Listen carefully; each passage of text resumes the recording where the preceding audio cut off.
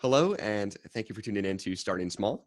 Today, I'm joined by Tommy Delago of Nitro Snowboards. Tommy, thank you so much for joining me today. Thanks for having me. Of course. So I'd like to start out with your upbringing.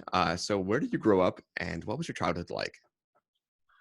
I grew up actually right here where I'm still at. I didn't really go anywhere. I grew up in Oberammergau, Germany, which is in Bavaria, south of Munich, about an hour south of Munich in the mountains. And I had a pretty relaxed childhood here. Going out. I went skiing in the early days, of course, and started snowboarding kind of early on. Went to school here and basically built Nitro around here as well. Amazing. Did you have an entrepreneurial mindset growing up, say, lemonade stands or Sony products like that? What's that? Did you have an entrepreneurial mindset at an early age, say, snowboard, Sony products, anything like that? Not really. For the longest time, I was kind of undecided what I was going to be. Mhm. I did like junior high school, did all that. And my father was a wood carver, like all my family, my father and my grandfather, they were wood carvers. Like my family's from northern Italy, where that's pretty traditional and also really in town. So I was really torn between, doing something like crafting. I went to art school. I went to wood carving school. There's a wood carving school in town for years after my junior high. And I was thinking about taking over my dad's shop at that point. I didn't do that. I was interested in archaeology, like in all kinds of things. I don't know. I didn't really have like most of my other buddies in school had an idea what they were going to be. I was like, okay, just let's see what's happening. I was not an entrepreneur to begin with, for sure not. So I'm curious then, when did you exactly get introduced to snowboarding then? I really started snowboarding. I mean, you can't really call it snowboarding, but I tried that, standing sideways, sliding on the snow type of snowboarding Mhm. in the winter of 78, 79. I was a Okay. skater in the 70s, and like I always wanted to surf. You're living in Bavaria. This is kind of a dream you just probably never gone through.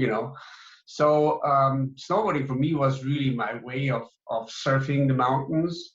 The first images I saw was like snowboarders. I saw those in actually a magazine called Action Now magazine, which is a magazine that kind of evolved out of Skateboarder magazine in the late 70s. So that was the first time I actually saw people snowboarding, and I really instantly thought, this is it. This is exactly what I was going to do. So I started standing sideways on a sled. I started, taking two skis, like a pair of ski, connecting them with a plate of wood, and just started playing like that, and eventually, built, a semi-serious snowboard, like, somewhere around 80, and ordered my first snowboard, which is a Sims snowboard from Tom Sims at the time, from the Wow. US, I think in 81 or something like that. So Mhm. it was like a slow progression, and I was happy with that type of snowboarding. So for me, just sliding down the mountain, which is like my buddies, like I told you, they're out there on the mountain just behind us right now. They're actually house surfing, which is kind of like a trend that's coming back right now since the last couple of years, which is snowboarding without bindings, which is for me kind of like a Wow. flashback. That's how it started. Yeah. So how does that work without the bindings then? How does it stay on? It doesn't. It doesn't. It's like It's a kind of like skateboard, It skateboarding. doesn't. Yeah, it's like Exactly. surfing. It doesn't really stay on. You have like a traction pad, like on a surfboard. So you really have to, have the right balance, and you have to move the board the right way. There's a lot of limitations, of course, compared to bindings. For Yeah. us back in the day, when I first rode with bindings, I think it was in 82, 3-ish or something.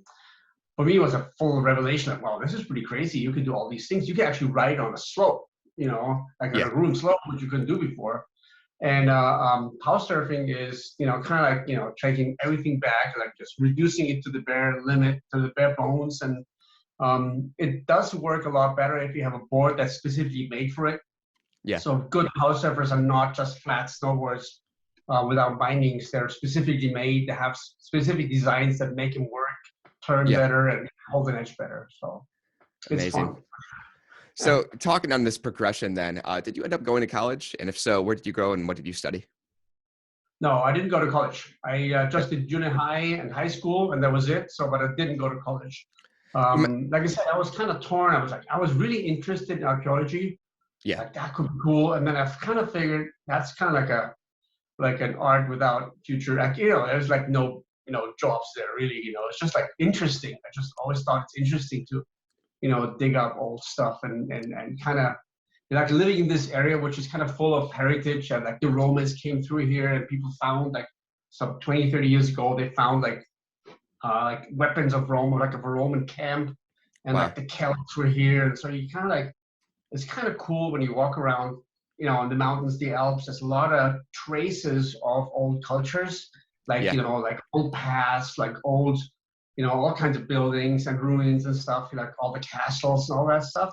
And I Wow. have that fascination still for like that heritage, I guess, and I Definitely. always had that. I still think maybe at some point I'm just going to go do this, they have this, this free like internship or whatever you do. You just go to Egypt and you just help dig for a month, Yeah. I think I still want to do that. You should. You should. So I'm curious then, before founding Nitro Snowboards, what kind of jobs were you working and how much time were you able to give to your passion with snowboarding at your early years? Like I said, I helped my dad. I did become a professional wood carver. So I went to school there and I did that, and I helped my dad in the workshop. So I was a wood carver, Mhm. part-time anyways. Um, I was actually a professional Frisbee player. I had a Awesome. really good friend. We were super involved with that between AD and I think 87 or 8.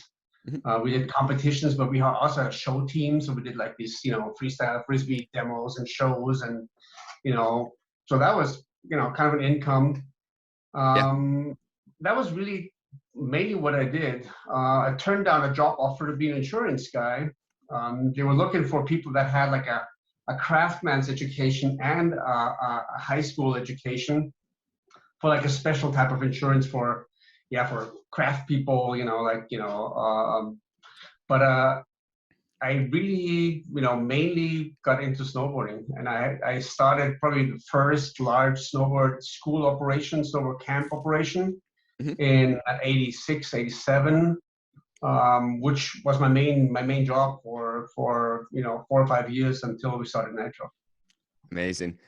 I'm curious, with your early days and prior experience with wood carving, what did the first prototyping experience look like when making that first snowboard?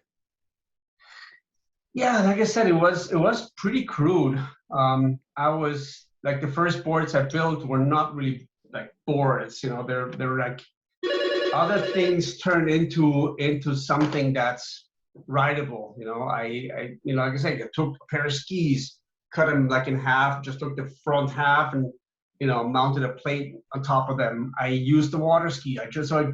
I modified existing things that looked like they could work for me Mhm. until I made the first boards, also like in the late 70s. And we did everything. We had like a friend of mine got into shaping surfboards. So we actually did experiment with resin, fiberglass, and foam cores.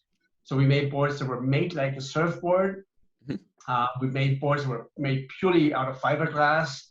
And of course, wood, which was the easiest accessible material to me because we have a whole workshop still in the basement Yeah. that I could use for making boards. So it was pretty crude. It was very experimental, and it was only partly functional, I would say. Yeah. In your early days of Nitro, then, when did you realize that you wanted to pursue Nitro full time and commercialize this business and start selling your own boards? What time period was this? Well, Nitro really started like I got this was a kind of a process. Like I said, I had the snowboard school. I was super busy with that because at the point it was probably the biggest operation of that kind in Europe. Mhm. And I was also working for a number of snowboard magazines, which were like shooting up all like everywhere at the time. I was writing articles about like riding technique. We were doing a lot of board testing, which was a big thing. There was like hundreds of boards on the market. The late 80s was crazy how many different board models and brands were on the market. Mhm. So the magazines did these huge tests, and I ran a couple of those tests. So I had a very good feeling for what works and what doesn't, like what shapes really work, what flex patterns work, and what works and what really doesn't really. So in '89, I was approached. I got a call from a friend who was actually running a snowboard binding company at the time, and he had a license, a deal with another snowboard brand, and he asked me if I wanted to come on board to help with board input, shaping boards, and giving my know-how, my experience and feedback on where those shapes should go from that with that brand license that he had. We Yeah. started with that, and ultimately we basically figured that we didn't want to just develop all this stuff under license. We said we have all this cool stuff happening now, Yeah. so let's start our own brand. So it was kind of like it was not like a one decision. Okay, yeah, I want to make a snowboard brand. It was kind of like an evolution of getting involved to help build something else. And we had a good group of people together. We had I met my original partner who was in the windsurfing business. He had all these connections with distributions worldwide. He had a lot of sourcing connections. And we said, man, we have all these people. We have a great line that we developed for this brand license. So we said, why don't we just, rather than paying a license fee, why don't we just rebrand it and just start our own brand? So it was kind of like it was an evolution. It was not just like one, okay, I'm going to do this, Certainly. So where did you start selling then in the early days? If online wasn't really an option back then, was it local? Online was not an option. Yep. I think one of the biggest assets we really had is, like I said, this partner of mine. He had all these distribution connections. So from the beginning, we had a strong distribution in the U.S. We had a strong distribution immediately in Japan. We had distribution in Germany, Austria, Switzerland, Italy. So we pretty much had a lot of the key winter sport markets covered because, like I said, my partner had these connections already. And at the time, snowboarding and windsurfing was a very, very, very happy coexistence. Like a lot of my initial customers with my snowboard school were windsurfing shops. I had like special deals where they would actually come and bring their clients. Like we had busloads of people, like, okay, windsurfing shop so-and-so from Cologne would come with a whole bus. So Yeah. there was a very strong connection because the windsurfing shops needed something. We're looking for it, not looking, but they were happy to have something they could sell in the wintertime. So there was this immediate like balance, which also worked on the distribution level. So Certainly. having these windsurfing distributions, they were immediately, oh man, that's great, snowboarding, perfect, fits our portfolio. So we didn't really, have to look for a lot of distribution. We had a lot of connections in place with this partner of mine who had these connections, Wow, that's amazing. So I'm curious at the start then, I'm assuming that you had to have mass production for all the distribution. So did you have any funding from the start or acquire any funding? No, we had nothing. Absolutely. Wow. I mean, you have to imagine this is really the heydays of snowboarding. Like, and actually it got even, I want to say almost worse a little later, where a lot of people got involved that didn't really belong there, let's say, At that point, like in the late 80s, the people that were in the snowboard business, I think they all belonged there, whether they came from snowboarding, from skating, from windsurfing, from surfing, whatever, they all came out of the board sport universe, and yeah, we didn't have money. We just had a great line. We had distribution in place, and we went to our former manufacturer at the time. They don't exist anymore in Austria. It was a ski manufacturer. And they were just coming out of a pretty bad time. They, I think, had some, issues and were just coming back. And we just went there and said, hey guys, we have a great line. We have distribution. We have all this stuff in place. We can sell 8,000 snowboards. We know we can. Look at us. Look at this. This is what we have. Can you make them? And can you invoice them directly to those distributions? You ship them directly. Wow. You invoice directly, and you pay us the difference between the price we agree on the distribution price. So from the beginning, we didn't have central warehousing.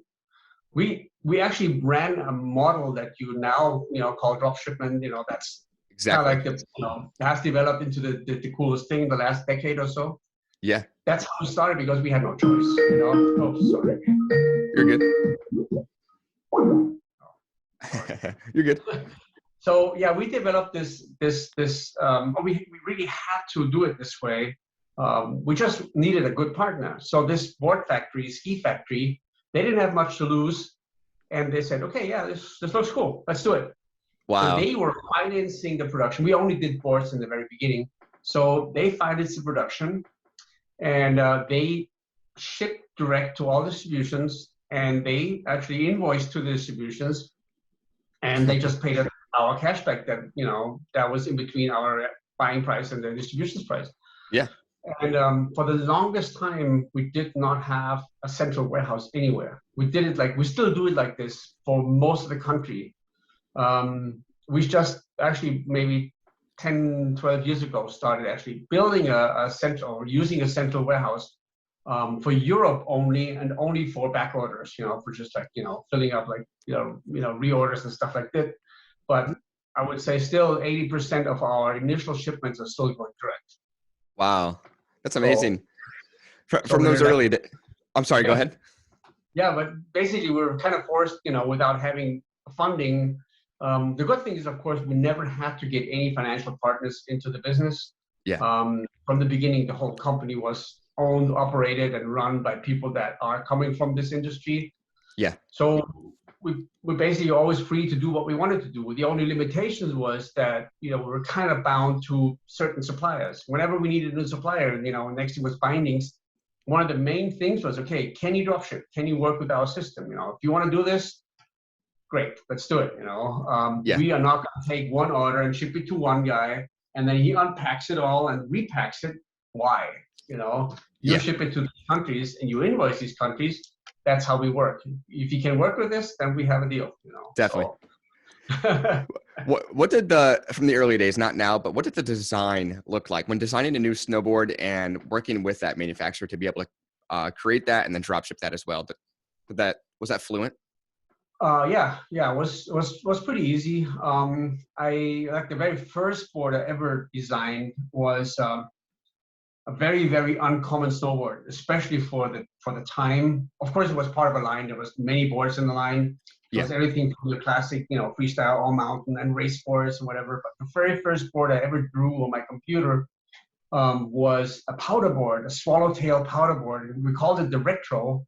And that was like 89, 90. We called the board the Retro because I had and still have this, this high respect for, some of the grandfathers of snowboarding and snowboard design, which at that point was Régis Roland. We did this board called Apocalypse Snow. There was a video or film series that was called Apocalypse Snow, where he was like on this snowboard, like this huge swallowtail snowboard, and he was always basically chased by skiers. That was always the theme, and I just loved these films. I said, okay, the first thing I want to do is make a board like that. So the Retro was the very first board I ever made. It's now obviously a very highly sought after collector's item. Yeah. And so that was one thing. And then one of the other things that we did that was very hip at the time and very difficult for certain manufacturers to make was asymmetric boards. Asymmetric race boards were like the latest thing in racing. You have to imagine at that time, freestyle snowboarding and racing were very equal, and they were actually done by the same people. Today, you have a very different scene. I don't even know the race board people because it's kind of a small, very specialized scene in snowboarding. Yeah. Versus, the freestyle, the big air, the half pipe, the street style, all that stuff is very, very prominent. At that point, snowboarding was really divided 50-50 freestyle and racing. Like when we were competing, I was also competing on the World Cup in the late 80s. Everybody did both. Everybody did racing, and then you had your half pipe event, you had moguls. So it was kind of a big mix. And asim race boards were the big thing, and a lot of factories couldn't build them. And with the factory that we worked with, they were able to make that because their press system allowed us to make asymmetric race boards. So that was another thing I think that set us apart, that we had very, very successful race boards at the time. So we had this exotic powder board. We had ASIM race boards, and we had something that I still think is probably the key element and probably the least exotic, the least exciting, but the most important board you can make. The most difficult board to make are still the normal multifunctional all mountain boards that nobody really talks about. Everybody talks about that. What's the latest, greatest exotic thing? But I, from the beginning, put a big focus on, I want this one board to do everything, which is still the hardest thing to do. Yeah. And at the end, you have a board in the line that's, okay, here's the all mountain board. Everybody looks at it, okay, cool, yeah. And that's what everybody sells, but nobody talks about it, which is kind of sad, Yeah. So that was, I think, the 3 pillars that we built, the first line on.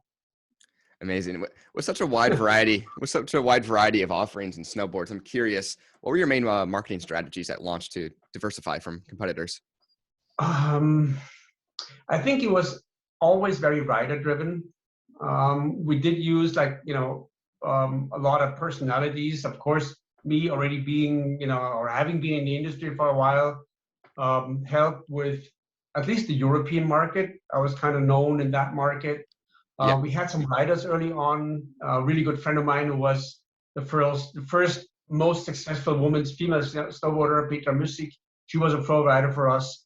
And of course, we got some key riders in the US, in Japan early on. So we really, from the beginning, focused a lot on the rider involvement and being a brand that's built by and driven by people that actually snowboard. There was no real strategy, honestly. We just thought we just tell the story as we see it, and we always had we had things. We even had an imaginary rider. We had a guy that, what was his name? We had a guy that apparently set the speed record on a snowboard, world speed record, with Velcro bindings. The guy never existed, and his motto was speed is safety. So we always, of course, took a little of a fun approach, not trying to take things too seriously, and really just, showing how we do it and what we do, rather than trying to build some grand image of, okay, this is whatever Nitro is. Yeah. We didn't have money to build a big marketing campaign anyways, so we just showed what we do, and that was enough in the beginning for sure. Certainly.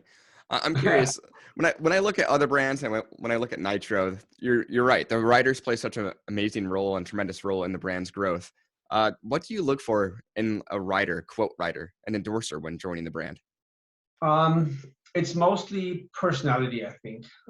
Having been a rider myself, I have seen and that was, I just remember this one big incident on this, occasion in Breckenridge. There was a World Cup in Breckenridge. Actually, no, it was Stratton. There was one World Cup in Breckenridge and one in Stratton in, I think, 87, 8, I don't know. And at the Stratton World Cup, there was this other team. Actually, they were teammates of us, but the US part of our team. And I was a little shocked because there was riders that I really looked up to, their names, and I hadn't met them here and there on events, but that was the first time I really got to hang out with them. And I was pretty shocked to see how they're not very independent, how they're so depending on their team manager. Like their team manager had to, brought them the pizza, brought them the stickers, brought them this and that. And we us Europeans, we came there, we had organized everything ourselves, our flights, our, hotels and everything. Yeah. And I was that left a big impression on me. And still today, we are looking for riders that are self-sufficient, that are really able to promote themselves, that are characters. We're not only looking for like competition results or video coverage or whatever. I think personality is important. Our brand is very personal, and it's we've seen riders come and go that can't fit that image, but we've got riders that have stayed with us, knowing they're not getting the money they maybe get from other brands for 2 or 3 years before they're being dropped, but because they're part of the family. So this family feel, this character that people show, I think that's the key point. That's the key asset. This team spirit we truly have a team. The riders, they help each other. They're competing with each other, of course, but they're first and foremost, they are part of a team. They're out there together. They're having fun together. And I think that's what we're looking for. That feel and that character in a person. Certainly. Looking at Nitro today, what would you say is the main demographic then? You do have such a wide variety though of boards. It's I mean, also with Nitro, I think we definitely, you know, worked on our image, not worked on our image, but like, you know, we've reconsidered some of the things we've done and looked for in our customers base. I think during the 2000s, the main focus was always of you, like, you know, 20 to 25-year-old, young, up and coming hot rider, and like, you know, totally focused on snowboarding, like totally living it. And at some point, you know, we started thinking about, okay, that's cool, but there's so many other people. Of course, I mean, you get older yourself, you start having kids, and around you, everything seems to, you know, to change a little bit. And all of a sudden, you really come to realize that there's more out there than that main focus point of the market. Like everything always seemed to revolve around that age group, you know, the graphics, the boards, all the efforts, all the marketing, like everything right in that point.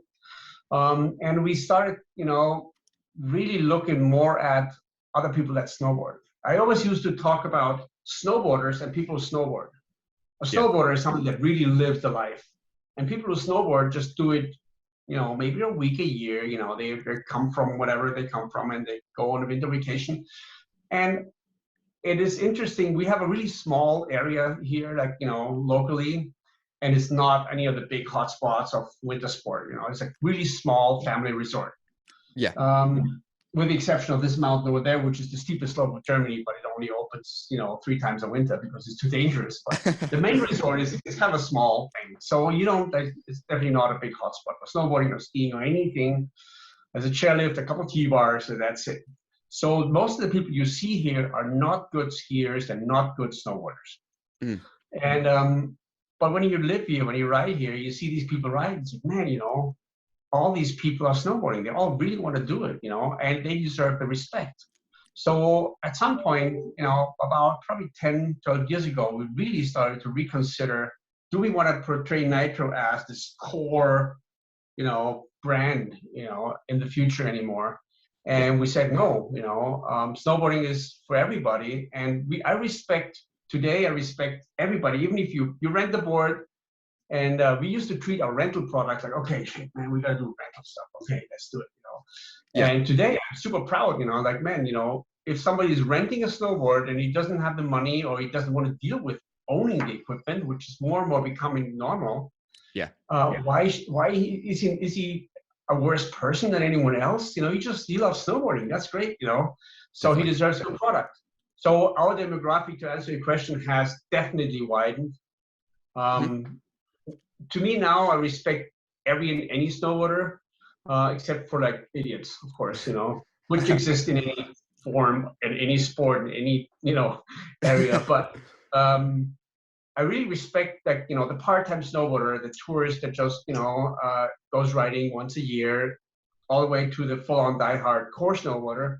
I try not using this term core anymore as an equivalent of cool or whatever, you know, because core to me is kind of an exclusive thing. And as a brand, we definitely want to be inclusive. Anybody who snowboards is absolutely welcome.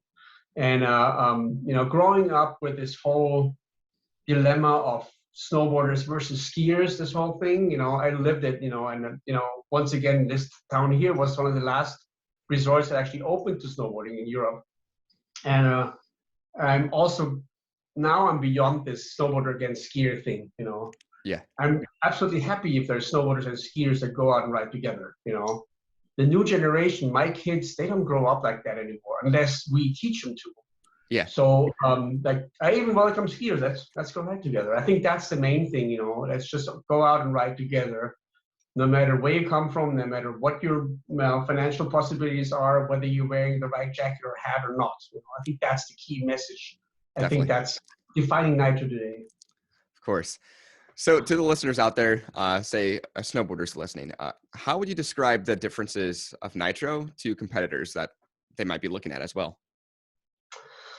I think what makes us special from an approach standpoint is that we are owned by snowboarders. There's no financial investors, there's no big conglomerate, there's no group or anything that owns part of us. It's owned by people that snowboard, that design snowboard, that make snowboards. It's a rider-owned and operated company, which sounds cool, Yeah. but for a consumer doesn't actually. At the first point, doesn't make a difference. Of course, you couldn't care less. Whether your cell phone is made by a company that's owned privately or is publicly traded. Maybe. I think in snowboarding does make a difference. In snowboarding, there's a lot of giving back. I think that's needed. Mm-hmm. We do feel very obliged to that community, so we have a very strong urge to give back to snowboarding, to the market, to the sport.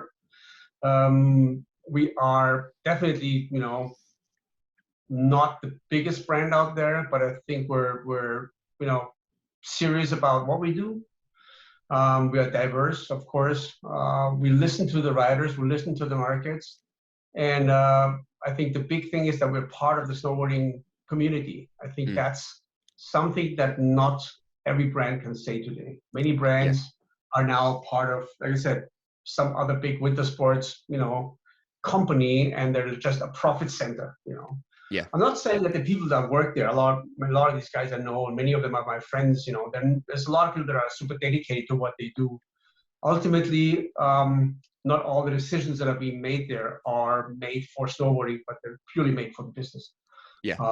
I think that's the big difference. Aside from any product stuff, from a mentality mindset, not being owned by a big group allows us to basically do what we want. If I think I want to do the sport, whether it sells or not, I'm going to do it. Definitely. Period. Definitely. So. Well, I like to conclude each episode with this. If you could share one piece of advice with an aspiring entrepreneur, maybe something you've learned along the way or regret, what would that be? The main thing I think would be don't do it if you don't really feel a strong passion for it. But at the same time, don't let the passion overwhelm you. We've seen a lot of good shops that have been run by people that have a lot of passion, and at the end they forgot about the business. So bring the right amount of passion. Don't only look for that business case, but once you have that great idea, that great concept, make sure that you stay focused, you stay humble, and don't overspend, and only spend the money you actually make. Definitely. Well, Tommy, thank you so much for joining me. And to the listeners out there, make sure to check out Nitro at nitrosnowboards.com.